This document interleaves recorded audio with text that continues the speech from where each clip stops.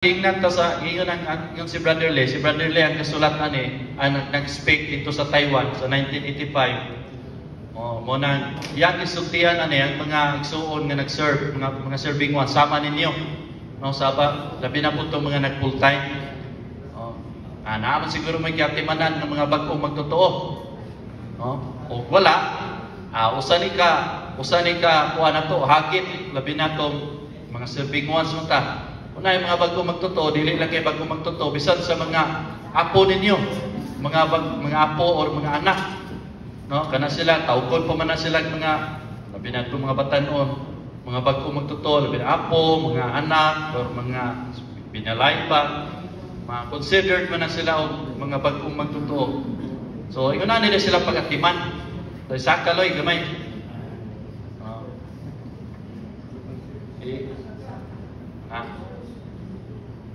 Dahil pangutana siya, makita ba, saka pa. Kaya na, we need to lead him to live the Christian life. Muna yung pangutana, how should a person live the Christian life? Kung saan makunoy, kung saan magpakinabuhi sa tao sa Kristohanong kinabuhi. Ang tubag sa uban, muna ningon siya nga, ang tubag nila is, to live a life according to the Spirit and to know that Christ is our life. Ang iyang answer, sakto man, pero general ra kay ba? Mingon nga, pag kinabuhi sa Kristohanong kinabuhi, pag kinabuhi lang sa Espiritu. Si Kristo po nga kingon nato kinabuhi, pero ang answer ko, general ra kayo. Ang gusto niya ay kanang specific. Muna, so bago mga magtotoo, kung kinunana lang ko ang ato ang tinubagan, murag mapili lang nga empty kay sila. Yung natin na Brother Lee, inala na tayo specific sa atong tubag. Gani, ningon sa din nga, ang uban ningon sa others say that the Christian life is a life that depends on the Lord. Kristohanong kinabuhi, depende na sa Ginoo. Pero in saying that, although this answer is not wrong, it is, sa pag-pronounce na? Sa Bisaya na kay, klaro. Dili klaro. Muna, ang bagong magtotoo, ingon si Brother Lee nga, a new believer will not be able to touch the substance of what depending on the Lord means. We should not use theories or high profound spiritual doctrines. When we speak with the new believers, since we are speaking about practice, we must be specific. So dapat specific data. Isa ka ba? Saka pa loy. Kana.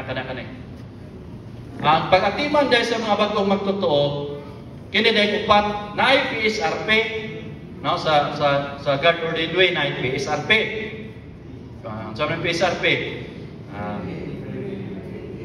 praying, studying,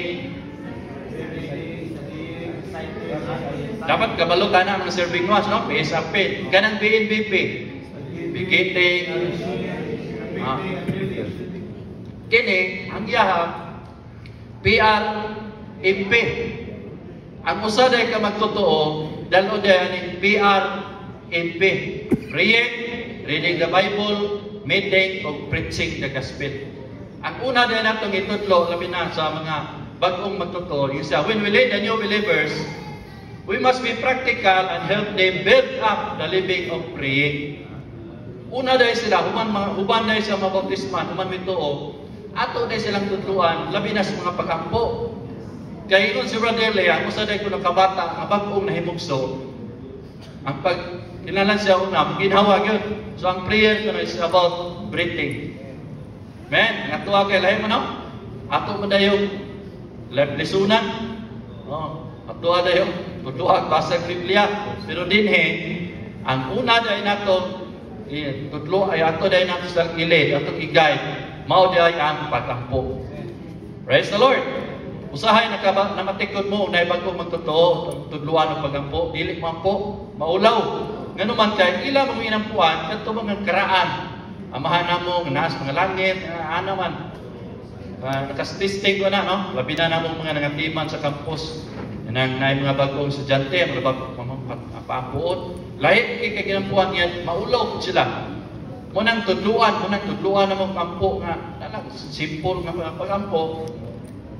Munang ingon ni Brother Lee, una, sa mga bagong magtotoo, kailangan na sila una, mao ang pagampo. Amen. Praise the Lord. Dayon ang ikaduha, reading the Bible. Ay sakaloy. Prayer is most mo na to. Kinalan siya ginhawa de drink mel. Dan ang ikaduha, ubos gamay, ubos. Reading the Bible. Ubos. Third naman na. Ubos pa. Okay, dira. The first item in the Christian life is prayer. Saka. Dan ikaduha is, dira.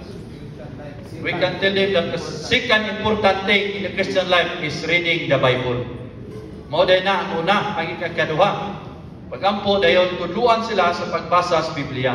Dili lang ni applicable po sa mga bagong magtotoo, labi na sa atong mga apo, mga anak, mga bagong nga baptize. Ato lang pasagda lang patuyog-tuyog na ng wifi.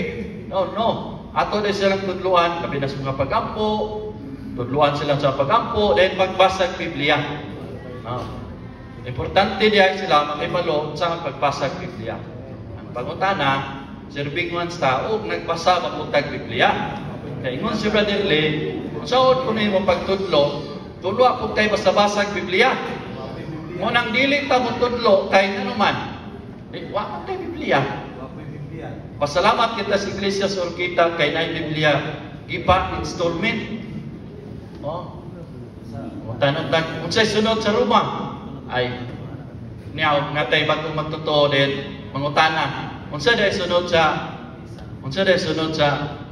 buhat day apo ninyo la unsa day buhat unsa sunod sa buhat day la ay ang basa ng Biblia do naulan no munang isip mga serving was dapat kabalo day ta nga tudluan ato gani gignan pagkadin nga tanang pangutana base gyud sa Biblia unahan ani.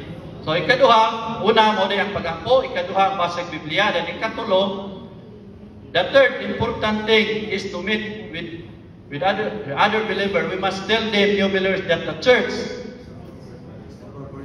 to meet with other believers. Ikaduha dahil ka nang sa meeting.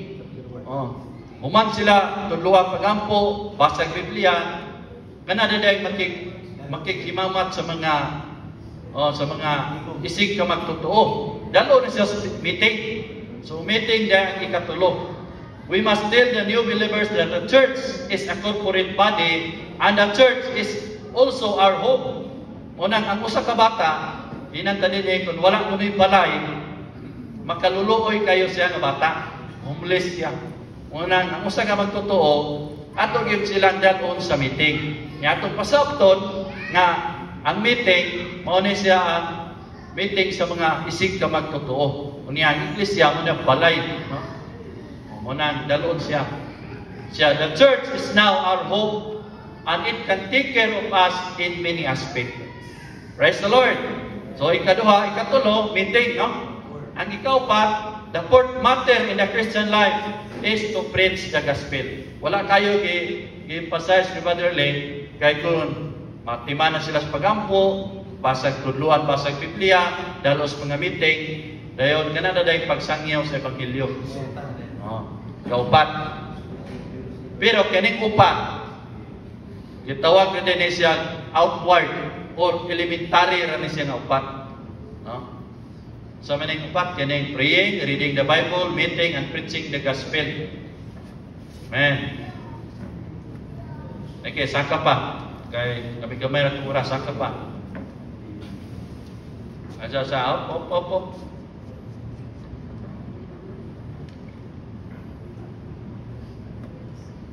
Usos gamay.